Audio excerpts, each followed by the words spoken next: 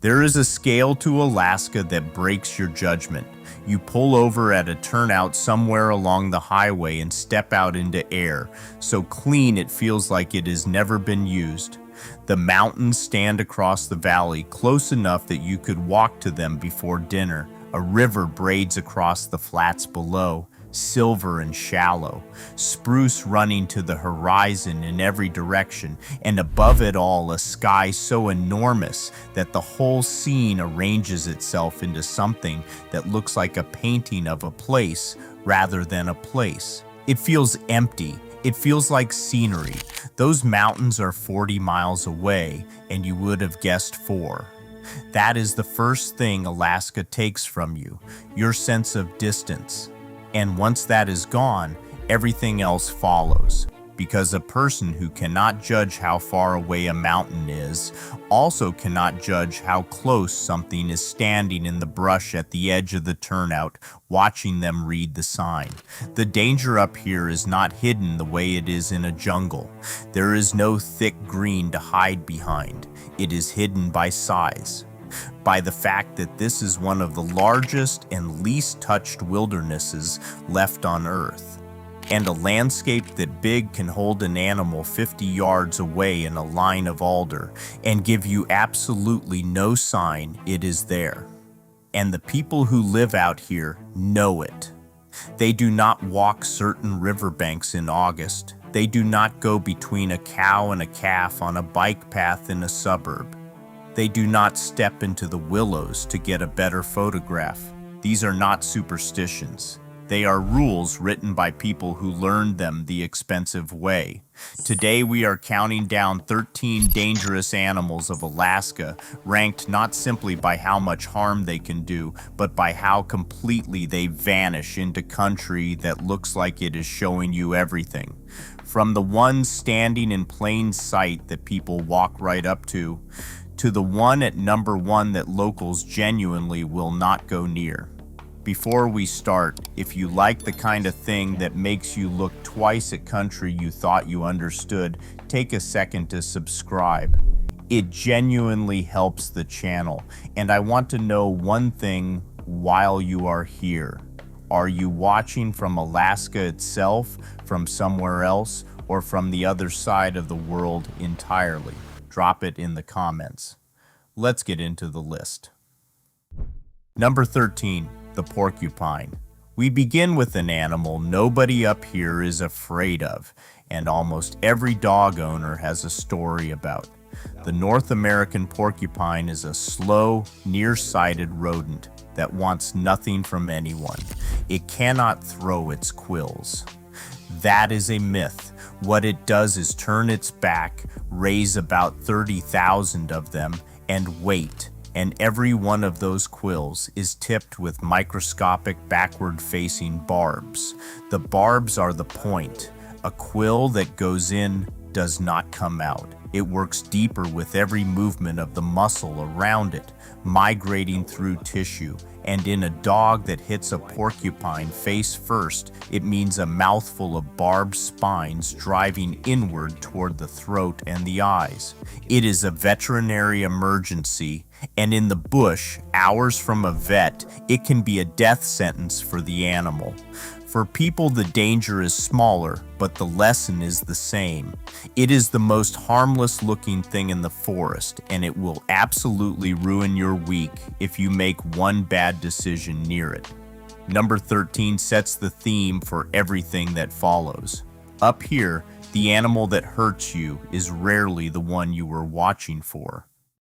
Number 12, the wolverine. Now, the animal that everybody has heard of and almost nobody has ever seen, which is exactly the way it wants things. The wolverine is a member of the weasel family that reaches maybe 40 pounds, and it has one of the most disproportionate reputations in the animal world. That reputation is largely earned. It has jaws and teeth built to crack frozen bone.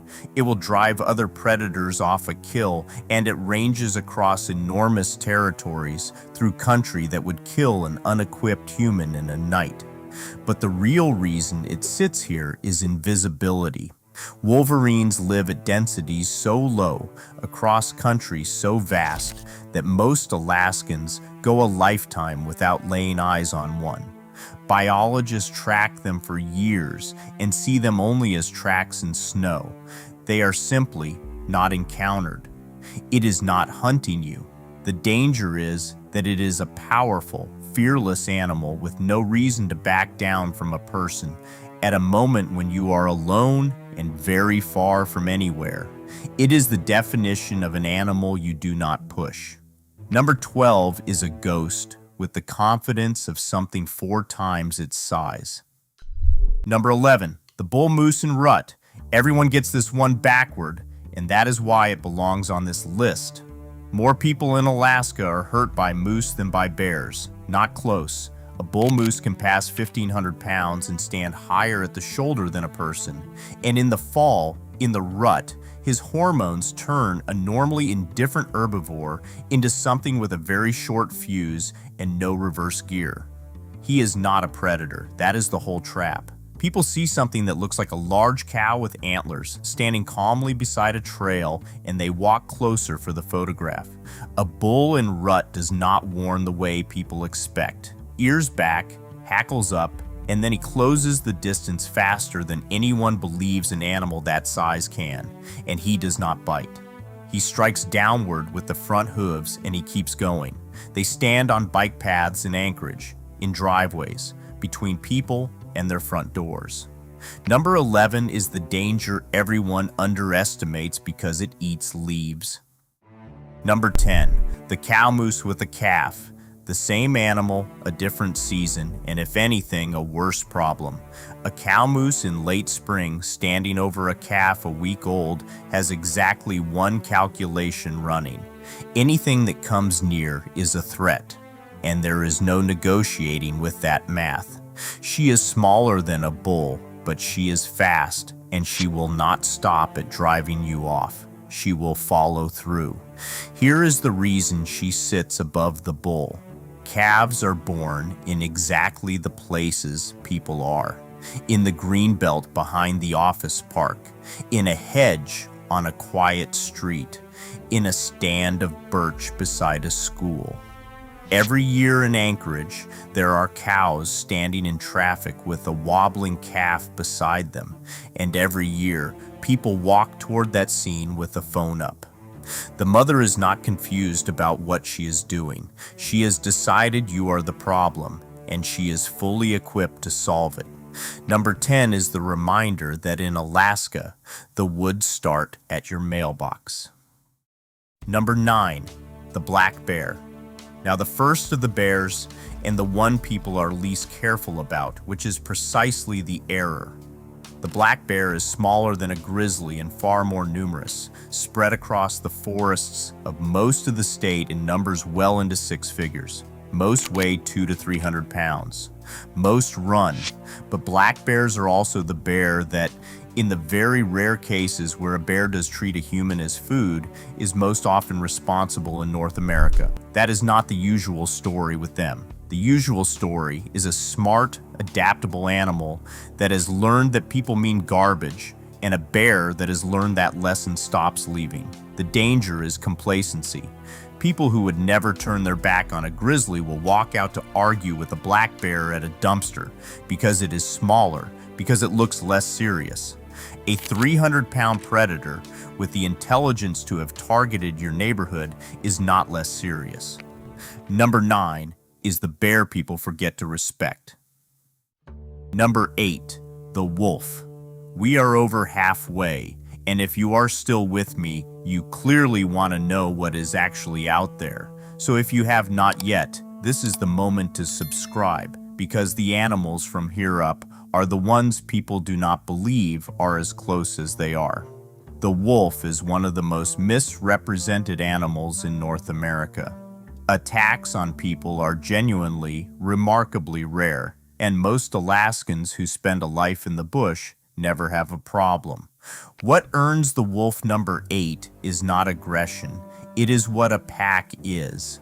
This is a cooperative hunter with an enormous range, capable of moving 50 miles in a night, that works out how to take down animals many times its size. It is intelligent, coordinated, and patient, and it lives in country so big that a pack can be paralleling a river valley you are walking without you having any idea, and where wolves lose their wariness of people. Near a dump, near a settlement, near a place where they have connected humans with food, the calculation changes.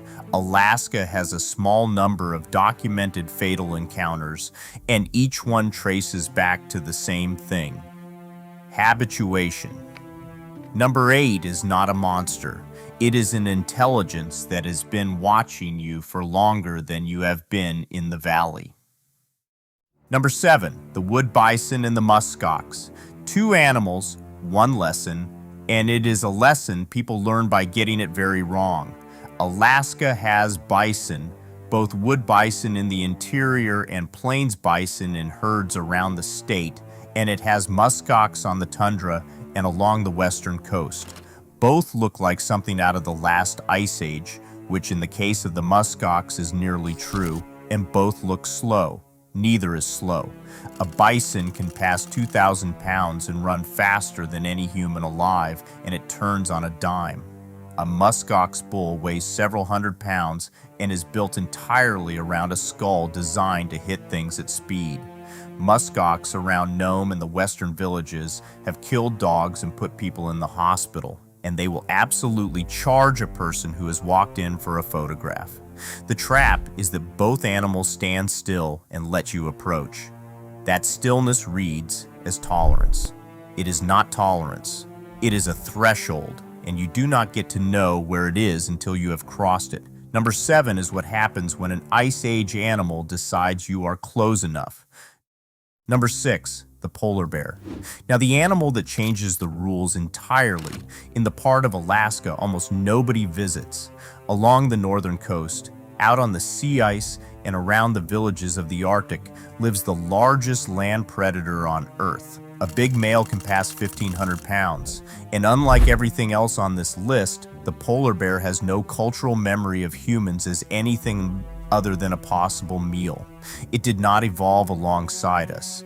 It evolved hunting seals on ice, in a place with almost nothing else to eat, and it is one of the very few animals on the planet that will stalk a human deliberately and with patience. The danger is growing in a specific way.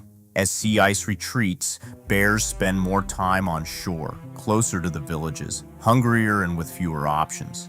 Communities across the North Slope run bear patrols for exactly this reason. Locals up there do not go out at night in the fall without knowing exactly what they would do. That is not caution, that is arithmetic. Number 6 is the only animal in North America that considers you food by default. Number 5, the brown bear, the grizzly. The animal everyone came here to hear about, and it earns its place, though not for the reason most people think. Alaska's brown bears range from interior grizzlies to the enormous coastal browns of Kodiak and the Salmon Rivers, where a big male can exceed 1,000 pounds standing on a riverbank catching fish with his mouth. It is astonishingly fast, capable of 30 miles an hour, which means it can cross 100 yards in the time it takes you to understand what is happening. But the reason it sits at number 5 and not higher is what the encounters actually look like. Brown bears almost never hunt people. Nearly every serious mauling is a surprise at close range, a sow with cubs, a bear on a kill, an animal that had no idea you were there until you were both committed. That is the whole danger. It is not malice. It is a collision. A person walks into the alders with the wind wrong and the river loud, and 2 animals who both wanted to avoid each other find themselves at 10 feet with no time. Locals do not walk quiet country in silence. They make noise the entire way. That is the rule, and it exists because of number 5. Number 4, the moose on the road. Here is where the list stops being about wilderness at all. An adult moose weighs more than most cars and stands on legs that put the body of the animal at exactly windshield height. That is the geometry that kills people. A car striking a moose does not hit a mass, low down and push it away. It takes the legs out and drops 1,500 pounds of animal through the glass into the passenger compartment. It happens hundreds of times a year in Alaska. In the winter dark, on a highway with no lighting, against an animal that is black-brown and does not reflect headlights and does not move off the road because it has no reason to fear a sound it hears every day. The denial is total because nobody thinks about moose while driving to work. They think about ice. Number 4 is the animal that most reliably ends Alaskan lives, and it does it at 60 miles an hour on a road you have driven 1,000 times. Number 3, the cold water. Not an animal. Bear with me because it is what almost every animal on this list is measured against. Alaska's water sits near freezing most of the year, and cold water does not kill the way people imagine. It is not a slow drift into hypothermia. It is fast. Fall in, and the first thing that happens is a gasp reflex you cannot control, which fills your lungs if your head is under. Within a minute or two, your hands stop working, which means you cannot grab the boat, cannot pull a zipper, cannot hold a rope. That is why the drownings up here so often involve people who could swim perfectly well. The swimming was never the problem. The problem is that the water switched their body off before they got 20 feet. Every animal encounter on this list gets multiplied by this. A moose on a riverbank, a bear at a fishing hole, a slip on wet rock, and suddenly the danger is not the animal at all. Number 3 is the reason locals wear the float coat even on a calm day in July, 100 feet from shore. Number 2, the distance. Also not an animal, and by now you can see where this is going. Everything that makes Alaska extraordinary is the same thing that makes it lethal. There are places in this state where the nearest road is 200 miles away, where weather closes the airstrip for a week, where a satellite messenger is the only thing between a person and the end of the story. That turns every animal on this list into a different problem. A porcupine quill in a dog is a vet visit in Anchorage and a catastrophe on a trap line. A broken leg from a moose is an inconvenience in a suburb and a death out on the tundra. The bear did not have to kill you. It only had to make you unable to walk 4 days from anyone. This is the multiplier that locals build their entire lives around. They tell someone where they are going. They carry the beacon. They do not go alone into country they do not know. Number 2 is not what bites you. It is what happens after. Number 1, the mosquito. And the most dangerous animal in Alaska is the one that arrives in clouds so thick that people who have spent their lives here still talk about it with something close to awe. Alaska's mosquitoes emerge from the tundra in numbers that have no comparison anywhere else in North America. The whole state is a nursery for them. Tens of thousands of square miles of standing meltwater over permafrost that will not drain.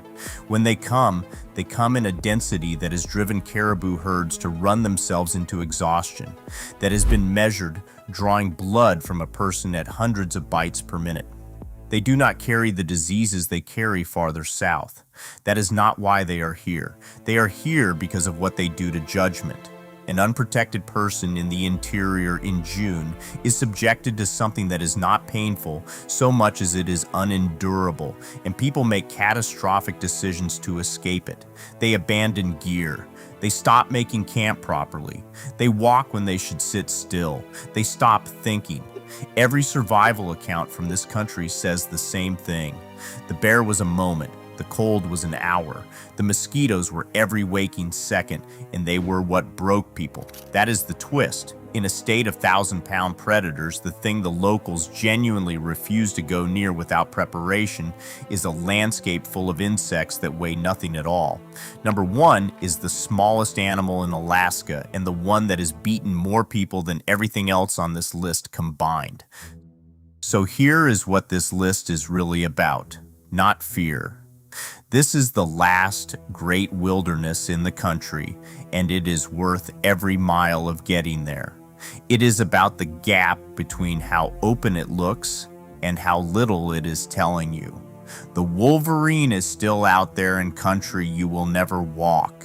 The bear is still in the alders with the wind wrong. The bull is still standing in a driveway in Anchorage waiting for someone to get too close with the phone. And those mountains across the valley are still 40 miles away, still looking like 4, in a place that has never once agreed to tell you the truth about distance. Waiting, the way this country has waited, since long before anyone came up here and mistook enormous for empty. If this changed the way you see that country, subscribe, because the next one goes somewhere just as wild. And tell me in the comments which of these 13 surprised you the most. I have a feeling it was not the one at number 1.